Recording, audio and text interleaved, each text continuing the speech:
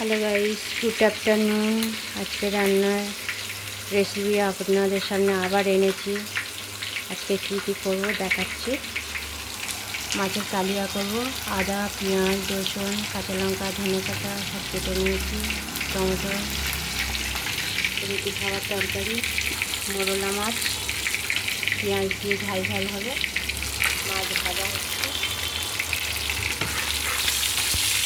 আর গ্যাসটা শেষ হয়ে গেছে।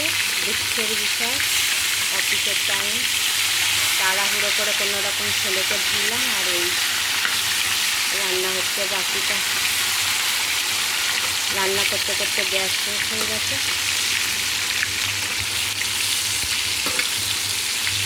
এই জন্য ইন্ডাকশনে রান্না হচ্ছে। আর এখানে রুটি আর এগরোল বানিয়েছি নাতির জন্য। পেঁয়াজ কুচি, ধনেপাতা কুচি, টমেটো কুচি আর ডিম দিয়ে এটাকে রোল বানিয়ে নেব। ভালো লাগলে একটা লাইক করো। এরকম বাচ্চাদের দিলে বাচ্চারা খুব খুশি হয়।